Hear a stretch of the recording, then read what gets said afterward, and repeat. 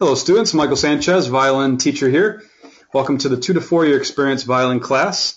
Today we're actually going to be introducing fifth position to those that maybe haven't learned it before. Give some good tips on how to get up there.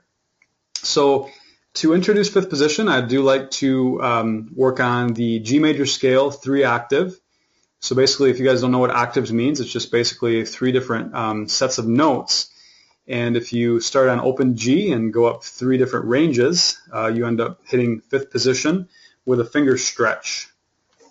So as you guys can see, there's some fingerings already in this music. So I'm going to kind of just start by showing you guys where the shifting would happen and where you would go into fifth.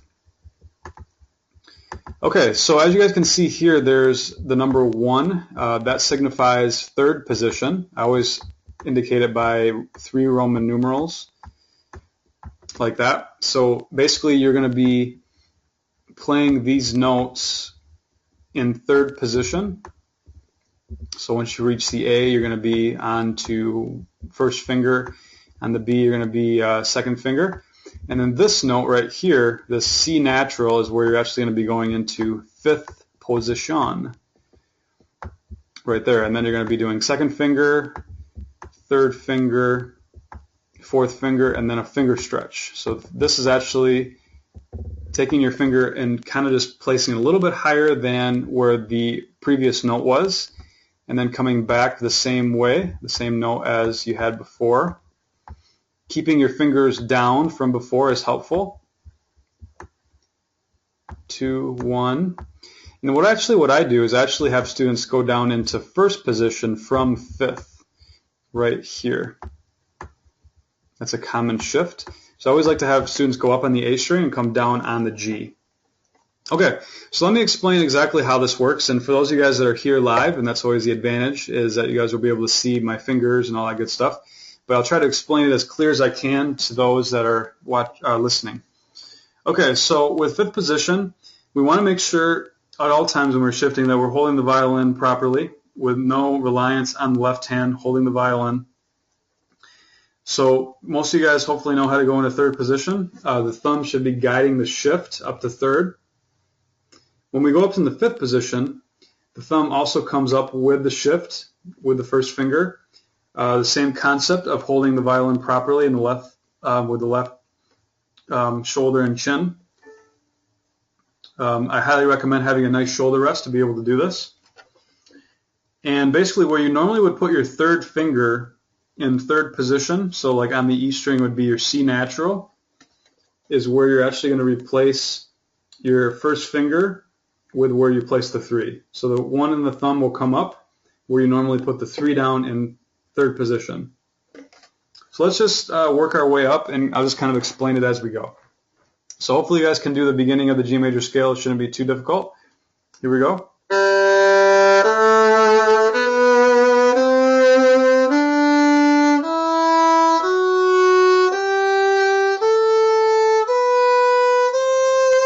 Shift. Thumb should have came with it. F sharp high 3. G. Now go over the E string. Hopefully you had a nice hand position to where playing the next note isn't going to be flat. If you had a dipping hand, that can easily cause you to be out of tune with the A. Now normally you put a 3 down right here, low third finger right next to your 2. But I'm actually going to replace that with a 1. I try to do the slide. Okay, so now I'm in fifth position. I'm going to place my second finger down to play where I normally would play a fourth finger in third, is my D. Now I can play even higher because I'm in fifth, so place your 3 down a whole step apart. Whole step, which it gets smaller the whole steps get smaller as you get up higher in position. So this is going to be not that far away from your 3. Okay, that's your F sharp. And then for those of you guys who can see my fingers, I'm keeping them down. My 1, 2, 3, 4 is down on the E string based on where I just placed them. So if I'm holding the violin properly, it should just take my pinky moving and nothing else. Most students, they kind of reach using too much muscle to reach this top note. It should just be your 4 just kind of being flicked into the G. Like that. So this is basically, I'm leaving fingers down. I'll start from, I'll start with the third position shifts.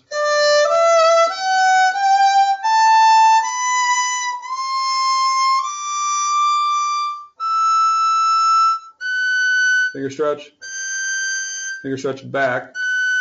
Now I just lift fingers up and I'm right there. Now here, this is a really common out of tune note because most students, when they shift down, their hand dips and their 4 is flat. So when you're shifting down, you want to keep the knuckles up high, and you still want to have reliance on holding the instrument properly. And it's just a matter of going from the C natural 1 down to finding that nice first position slot with your thumb and index. So it's really good practice actually to go from C natural down to first position B. So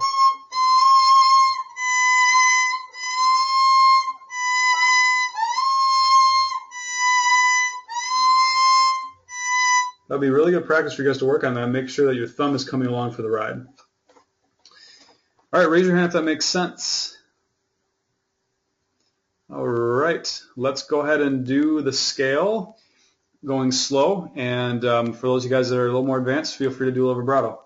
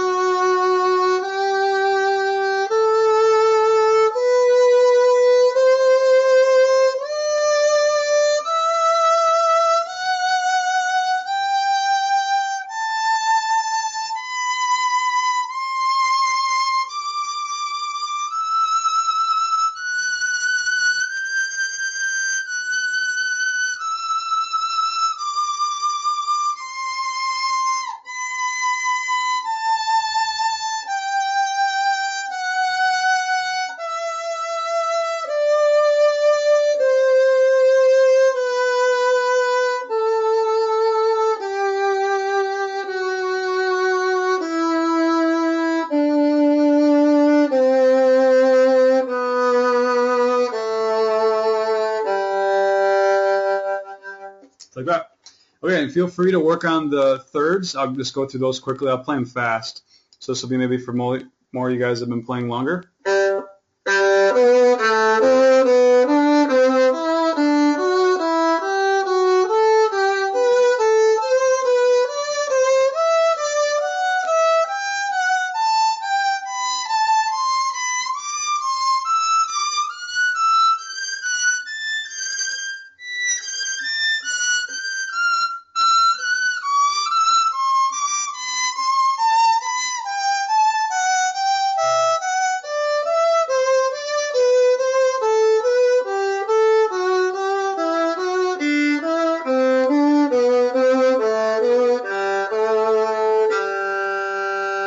Like that. All right, so hopefully that's a good warm-up for you guys. And if you have any questions, let me know. All right, let's move on to our next exercise, which is going to be the Wohlfahrt.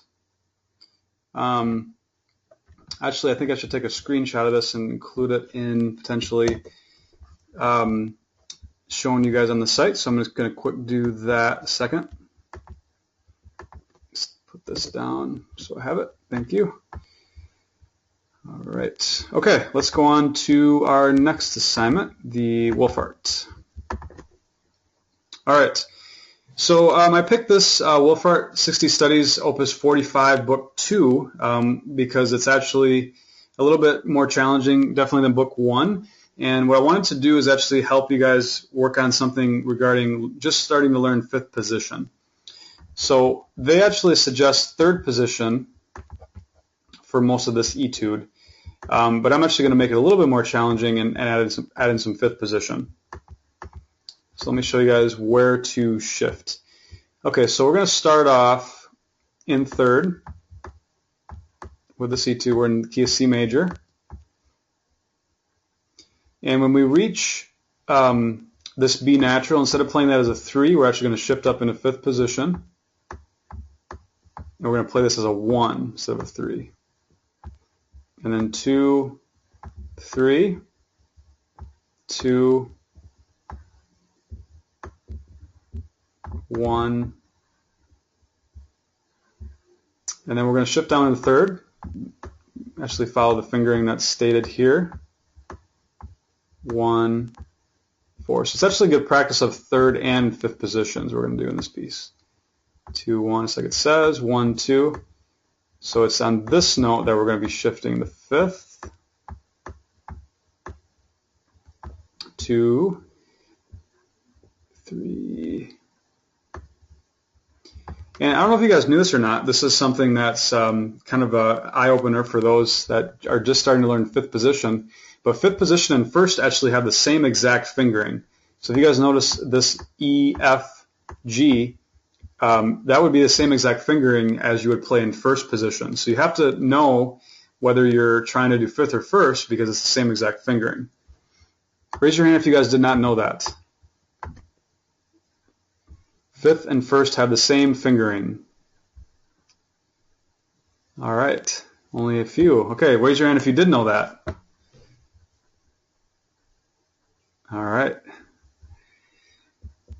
Okay, so yeah, let's just maybe try up to where I wrote in the music. So, okay, we start the piece.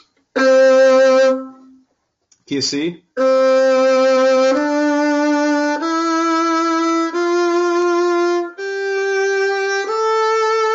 Shift into 5th position. Half step. 3rd position, shift back down.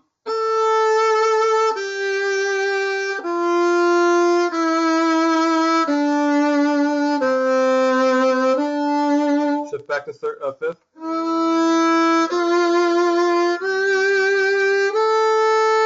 Keep going in 5th.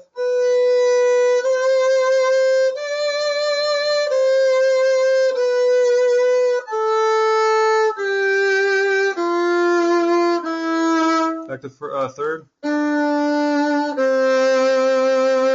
Just like that. So yeah, we're basically just going to focus in on that first line. And this is where we go back to 3rd. And see how you guys do without the fingering there for 5th. Okay, so based on if 5th position is brand new to you guys, then that might be challenging enough. But let's maybe try to add in some different slur patterns and different articulations with this. So let's try to do 4 notes per bow and trying to keep the bow nice and smooth as we're shifting, which might be challenging.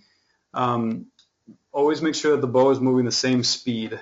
All right, ready, go.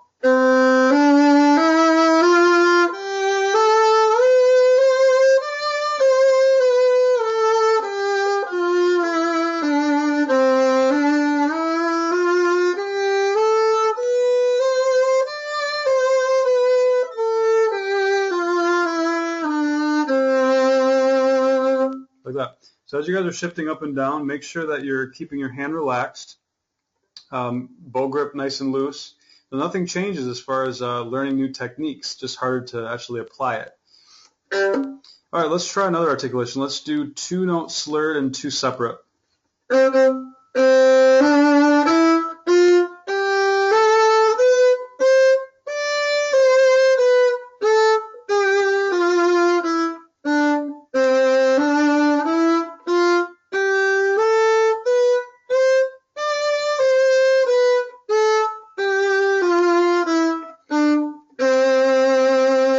Like that.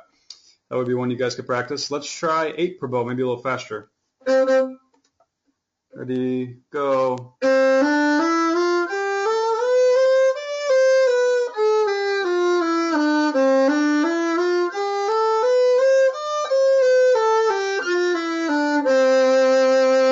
Like that. So you guys could do that. So yeah, there's different ways to play this. That would be definitely effective to achieve some good habits with 5th position. So yeah, you guys could go through that whole thing. That would be good practice. And you can always change up rhythms. You can always change up slurs and staccatos, just whatever you want to do. And I would try to do as much as you can in 5th. You can even try to do the whole thing in fifth, only you can't go so low. You got to make sure that you come down, but that would be a good something to do, is play as much as you can in fifth. So for example, in the third line, instead of playing that in third, you could actually start that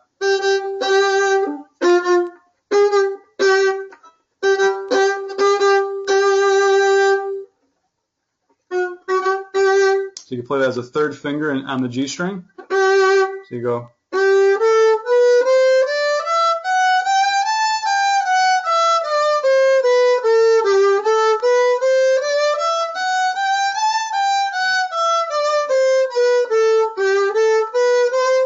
If you're having trouble doing that, try to just envision first position fingering.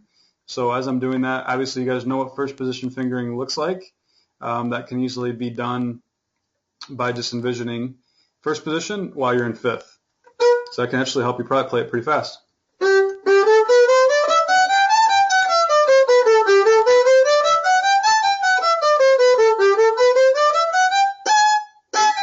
So just like that. Okay. Very good. If you guys have any questions, feel free to ask at this time. I think I'll do one more technique tip, which is something I definitely was looking forward to talking about. But yeah, at this time, feel free to come up with any questions you guys might have about the scale or the exercise. Okay, so what I wanted to cover today is definitely talking about some bow hold habits. So for those of you guys that have been playing between 2 and 4 years, I think it's really easy to do a couple things that really cause problems with your bow stroke and ability to get a good sound. So really make sure while you guys are holding the bow that you never take these two fingers, the ring finger and your middle finger in the bow hand, and press those up against the bow. I've been actually noticing this a lot with my students lately, and it really causes problems. So one thing you can do to test as far as if you're holding the bow too tight, maybe with those two fingers, is to actually have a friend or somebody you know, your wife, your husband, grab the bow. Don't grab the actual hair ever because that can cause dirtiness in the hair. But grab the stick and just kind of circle it around and try just to have them feel how easy it is to circle the bow around. If it's more of a back and forth and there's restriction, then you might be holding the bow too tight.